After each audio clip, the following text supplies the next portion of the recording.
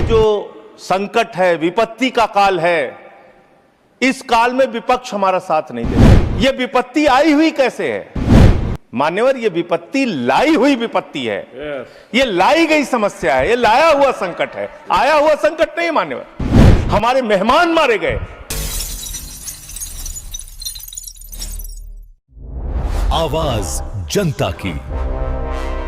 मान्यवर, आपने इस महत्वपूर्ण एप्रोप्रिएशन बिल पे मुझे अपनी बात कहने का मौका दिया।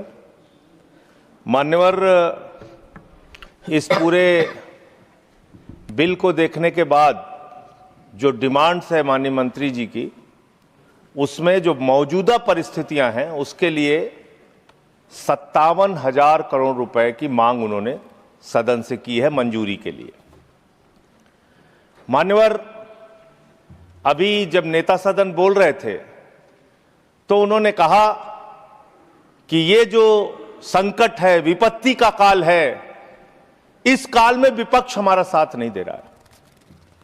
ये विपत्ति आ पड़ी है, आई हुई विपत्ति है, इसमें तो सबको साथ देना चाहिए।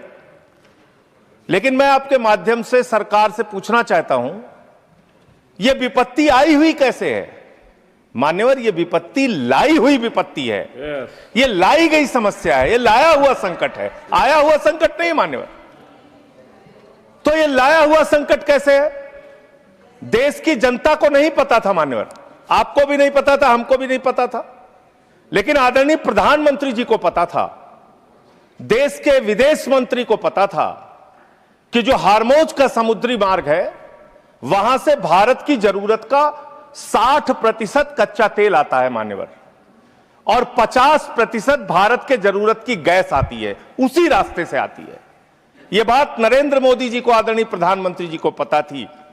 तो मैं आपके माध्यम से पूछना चाहता हूं कि जब वो हार्मोज का समुद्री मार्ग 60% से ज्यादा ईरान के रास्ते में आता है, ईरान के कब्जे में आता है, तो ईरान से तू कौन मैं खामखा जबरदस्ती झगड़ा करने की आपको जरूरत क्या थी? इसलिए आपने जानबूझकर देश को संकट में डाला है। यह संकट आया हुआ संकट नहीं है, यह लाया हुआ संकट है। और इस लाए हुए संकट के सबसे बड़े जो प्रायोजित किया है जिन्होंने संकट, उसका नाम है देश के प्रधानमंत्री आदरणीय नरेंद्र मोदी जी। मान्यवर, यह बात देश की जनता को पता होनी चाहिए।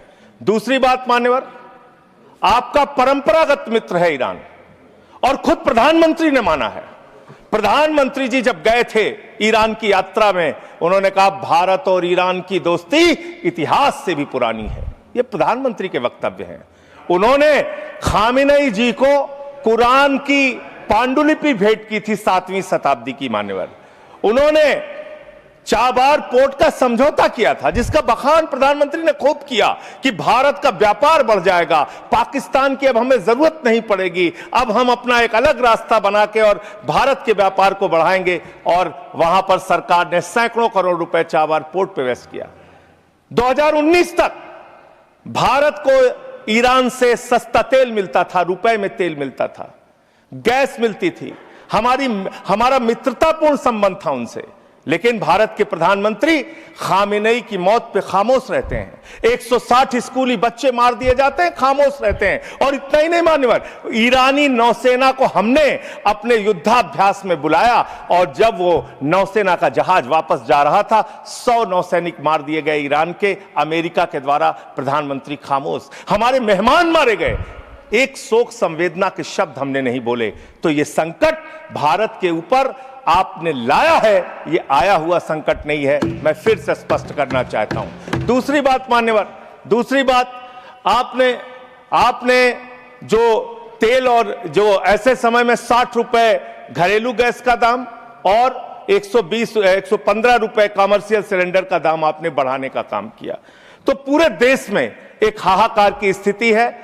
इसको नियंत्रित करने के लिए झूठ बोलने के बजाय सच्चाई को स्वीकार कीजिए।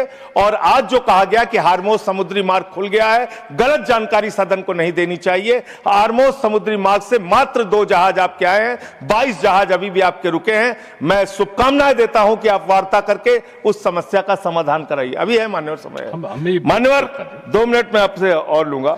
मान्यवर दूसरा विषय, मैं आपके माध्यम से सरकार से अनुरोध करना चाहता हूं, हमारी सेना बहादुरी से देश की सुरक्षा के लिए लड़ती है और उसके साथ साथ सेंट्रल आर्म्ड पुलिस फोर्स के लोग, जो हमारे केंद्रीय सुरक्षा बल के लोग हैं, वो भी लड़ते हैं, वो भी देश के लिए अपनी कुर्बानी देते हैं। पुलवामा में 40 जवानों ने अपनी शहादत दी। मान्यवर, पुलवामा में 40 जवानों ने अपनी शहादत दी और जो उनका काडर सिस्टम है, यूपीएससी के थ्रू उनकी भर्ती होती है। मैं बस 1 मिनट आपसे लूंगा, बस सर, आधा मिनट वो खत्म करूंगा, 1 मिनट में खत्म करूंगा सर। मान्यवर, जो यूपीएससी के थ्रू उनकी भर्ती होती है, उसके बावजूद उनके प्रमोशन में उनके साथ नाइंसाफी की जाती है। सुप्रीम कोर्ट तक से वो जीत चुके हैं, लेकिन बार बार उनके साथ नाइंसाफी हो रही है। और 1 मिनट में अपनी बात कह के खत्म करूंगा सर।